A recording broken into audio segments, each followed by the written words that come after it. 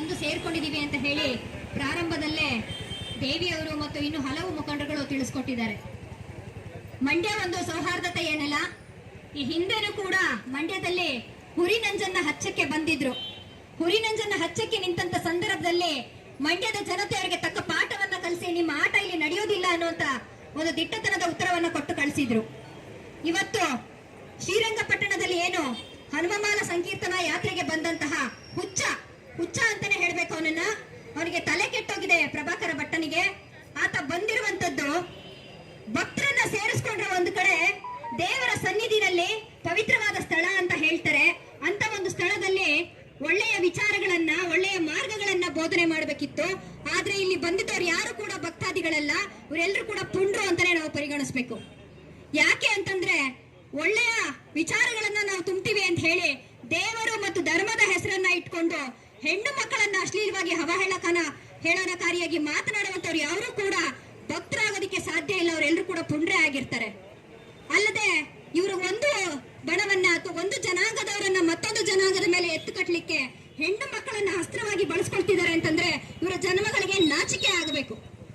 ಪ್ರತಿ ಸಲ ನಾವು ನೋಡ್ತಾ ಇದೀವಿ ಈ RSS ಬಜರಂಗ ದಳ ಇವರೆಲ್ಲರೂ ಕೂಡ ಸೇರ್ಕೊಂಡು ಇವತ್ತಿನ ಯುವ ಜನತೆಯ ತಲೆಗೆ ದೇವರು ಧರ್ಮ ಅನ್ನುವಂತ ಅಮಲನ್ನ ತುಂಬಿ ಮಾಲೆಗಳನ್ನ ಹಾಕಿಸಿ ಕರ್ಕೊಂಡು ಹೋಗಿ ಒಂದು ಕಾರ್ಯಕ್ರಮಗಳನ್ನ ಮಾಡುವಂತ ಸಂದರ್ಭದಲ್ಲಿ ಪ್ರತಿ ಸಲ ಇವ್ರು ಕೊಟ್ಟಿರುವಂತ ಹೇಳಿಕೆಗಳು ಕೂಡ ಹೆಣ್ಣು ಮಕ್ಕಳನ್ನ ನಿಂದನೆ ಮಾಡುವಂತದ್ದೇ.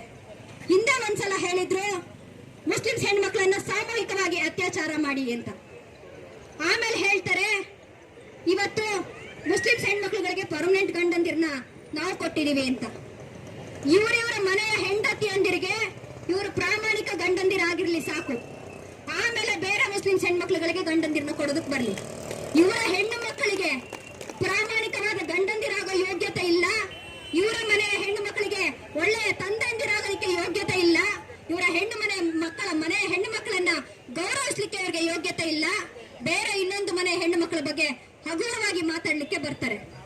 ಇಂಥ ಅಯೋಗ್ಯರನ್ನ ಮೊದಲು ಮಂಡ್ಯದೊಳಗಡೆ ಬಿಟ್ಕೊಂಡಿದ್ದೆ ದೊಡ್ಡ ತಪ್ಪು.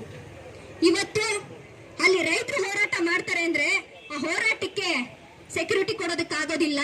ಈ ಹೆಣ್ಮಕ್ಳ ಮೇಲೆ ದೌರ್ಜನ್ಯ ನಡೆಯುತ್ತೆ ಅಂತಂದ್ರೆ ಅದನ್ನ ತಡೆಯೋದಕ್ಕಾಗ್ಲಿಲ್ಲ. ಆದ್ರೆ ಇಂಥ ಕೋಮು ಪ್ರಚೋದನಕಾರಿ ಹೇಳಿಕೆಗಳನ್ನ ಕೊಡ್ಲಿಕ್ಕೆ ಸಾವಿರಾರು ಜನ ಪೊಲೀಸ್ನವರು ಅವ್ರ ಜೊತೆ ನಿಂತಿರ್ತಾರೆ. ಪೊಲೀಸ್ ಇಲಾಖೆ ಎದುರುಗಡೆನೆ ಇವತ್ತು ಈ ಭಟ್ಟ ಅಯೋಗ್ಯ ಬಂದು ಹೆಣ್ಣು ಮಕ್ಕಳನ್ನ ಅಷ್ಟೊಂದು ಅಶ್ಲೀಲವಾಗಿ ಮಾತಾಡಿದಾನೆ ಅಂತಂದ್ರೆ ಅಲ್ಲಿದ್ದಂತ ಪೊಲೀಸ್ನವರ ಅಂತಕ್ಷಾಕ್ಷಿ ಒಂದ್ಸಲನು ಕೂಡ ಕಲಕ್ಲಿಲ್ವಾ? ನಮ್ಮ ಎದುರುಗಡೆನೆ ಇವತ್ತು ರಾಜಾರೋಷವಾಗಿ ಹೆಣ್ಣು ಮಕ್ಕಳನ್ನ ಇಷ್ಟೊಂದು ಹೀನಾಯವಾಗಿ ನಿಂದಿಸ್ತಿದ್ರೆ ನಾಳೆ ಇಡೀ ಮಂಡ್ಯ ಜಿಲ್ಲೆ ಜನತೆ ನಮ್ಮ ನೈತಿಕತೆಯನ್ನ ಪ್ರಶ್ನೆ ಮಾಡ್ತಾರೆ, ಪೊಲೀಸ್ ಇಲಾಖೆಗೆ ಚೀಮಾರಿ ಹಾಕ್ತಾರೆ ಅಂತ ಹೇಳಿ ಅಲ್ಲೇ ವೇದಿಕೆಯನ್ನು ಹತ್ತಿ ಭಟ್ಟನ ಕುತ್ತಿಗೆ ಪಟ್ಟಿಯನ್ನ ಹಿಡಿದು ಎಳ್ಕೊಂಡ್ ಬಂದು ಒತ್ತು ಒಳಗಾಕಿದ್ರೆ ನಾವು ನಿಜವಾಗ್ಲೂ ಕೂಡ ಮಂಡ್ಯದ ಪೊಲೀಸ್ನವರನ್ನ ನಾವು ಅಭಿನಂದಿಸ್ತಾ ಇದ್ವಿ. ಆದ್ರೆ ಇವತ್ತು ನಿಜವಾಗ್ಲೂ ಕೂಡ ಪದೇ ಪದೇ ಮಂಡ್ಯ ಜಿಲ್ಲೆ ತಲೆ ತಗ್ಸೋಂಗ ಆಗ್ತಾ ಇದೆ.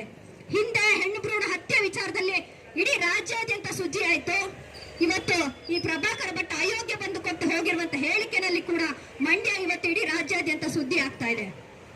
ಮಂಡ್ಯದ MP ಆಗಿ ಗೆದ್ದು ಹೋಗಿರುವಂತ ಸುಮಲತಾ ಅಂಬರೀಶ್ ರವರು ಕಾಟೇರಾಸಿ ಫಿಲಂ ನ ಲಾಂಚಿಂಗ್ ಬರ್ತಾರೆ, ವಿಡಿಯೋ ಲಾಂಚಿಂಗ್ಗೆ.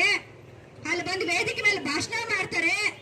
ಮಂಡ್ಯದ ಜನತೆ ಋಣ ನನ್ನ ಮೇಲಿದೆ ಅಂತ ಹೇಳಿ ಮಂಡ್ಯದಲ್ಲಿ ಸಾಲು ಹೆಣ್ಣು ಭ್ರೂಣ ಹತ್ಯೆಗಳು ನಡೆದಿದ್ದಾವೆ, ಹೆಣ್ಣು ಮಕ್ಕಳ ಮಾರಣ ಹೋಮ ನಡೆದಿದೆ. ಕನಿಷ್ಠ ಕಿಂಚಿತ್ ಗಾಳಜಿಗಾದ್ರೂ ಕೂಡ ಮತ ತಗೊಂಡಿರುವಂತಹ ಋಣಕ್ಕಾದ್ರೂ ಕೂಡ ಬಂದು ಒಂದು ವಿಸಿಟ್ ಕೊಡೋದಿಲ್ಲ. ಇವತ್ತು ಇದೇ ಮಂಡ್ಯ ಜಿಲ್ಲೆಯಲ್ಲಿ ಪ್ರಭಾಕರ ಭಟ್ಟ ಅಯೋಗ್ಯ ಬಂದು ಬಾಯಿಗೆ ಸಿಕ್ತಂಗೆ ಮಾತಾಡ್ಬಿಟ್ಟು ಹೋಗ್ತಾನೆ. ಸಂಸದೆ ಅನ್ನೋದಕ್ಕಿಂತ ಮಿಗಿಲಾಗಿ ತಾನು ಕೂಡ ಒಬ್ಬ ಹೆಣ್ಣಾಗಿ ತಾನು ಇದಕ್ಕೆ ಪ್ರತಿಕ್ರಿಯೆ ಕೊಡಬೇಕು ಅಂತ ಅನ್ಸೋದಿಲ್ಲ. ಇಂಥ ಒಂದು ನಾಯಕರುಗಳು ನಮ್ಮ ಮಂಡ್ಯ ಜಿಲ್ಲೆಗೆ ನಾಯಕರುಗಳಾಗಿ ಆಯ್ಕೆ ಮಾಡಿರುವಂತದ್ದು ದುರ್ದೈವ ಅಂತಾನೆ ಹೇಳ್ಬೋದು. ನಾಚಿಕ್